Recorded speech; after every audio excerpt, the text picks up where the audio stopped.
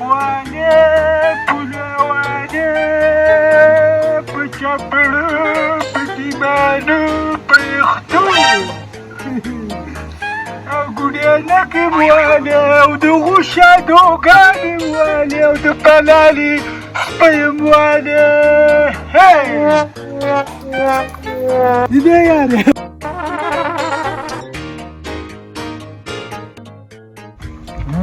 لکه چې پولو والا راغلی دی زه ورځم چې پولۍ کې واخلم یاره ډېر ستړی شوم نه دی یاره دلته به کښېنم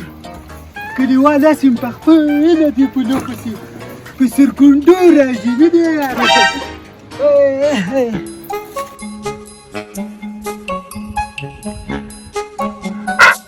چپړې راوړئ خته راوړئ خو راوړئ که نه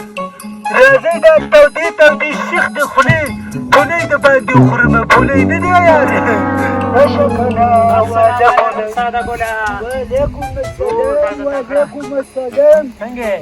د پاسه پترفال او د لاندې د ګوډي او پیراولې د لګوټ شاته ماله پولۍ راکړه هسې پولۍ راکړه که نه روپۍ راواله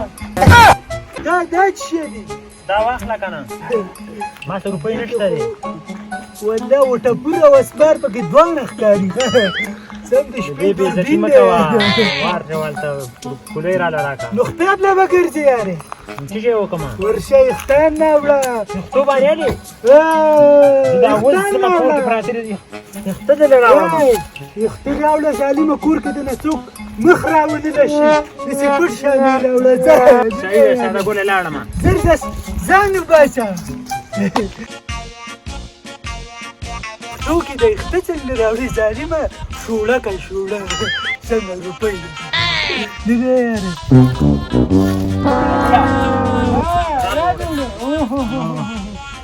مال دې راوړو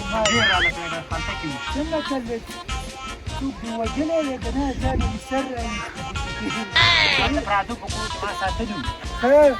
راشه چې اوس دې په پولو مو ورکړمه نه دی یاره هسې خو نه دي که نه لین کې ودرېږئ ختم راوړي لین کې ودرېږئ لین کې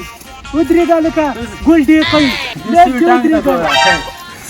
ودې مه وه پرېږده باور مې د باندې نه وي